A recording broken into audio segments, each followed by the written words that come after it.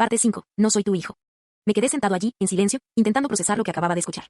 La palabra que me había hecho estallar en una tormenta de emociones. Mi mente se había enfocado únicamente en aquella frase, en esa declaración que había sido lanzada a la habitación como una bomba sin mecanismo de detención. Mi madre me miró de nuevo, y esta vez había una mezcla de tristeza y compasión en sus ojos. Me pareció que podía leerme la mente, que sabía exactamente lo que estaba pensando. Quería saber más, quería saber la verdad sobre mi identidad y mi pasado. Quería preguntarle mil cosas, quedar sentado allí durante horas, recabando cada información, cada detalle que pudiera ayudarme a entender quién era en realidad. Pero justo cuando parecía que iba a revelar algo más, su cabeza se inclinó hacia adelante, y su cuerpo se relajó en la silla.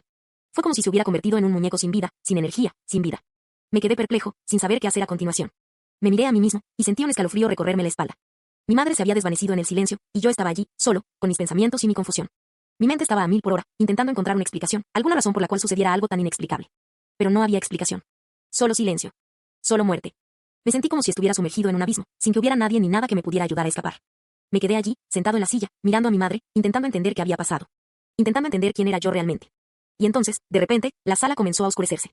Me pareció que la habitación se estaba desvaneciendo a mi alrededor, y yo no podía hacer nada para evitarlo.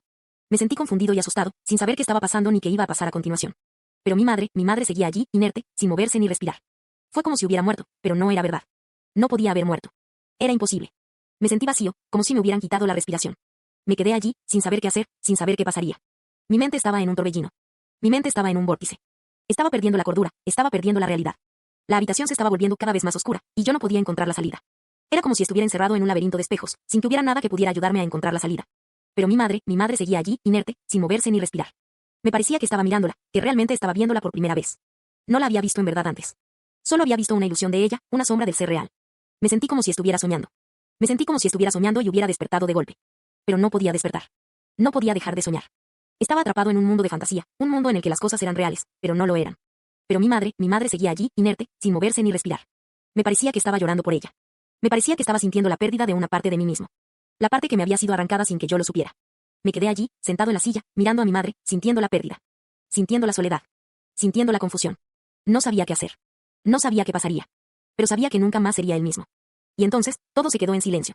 La habitación se quedó en silencio. Mi mente se quedó en silencio. Todo se quedó en silencio, y yo me quedé allí, solo, con mis pensamientos, sin saber qué hacer, sin saber quién soy realmente.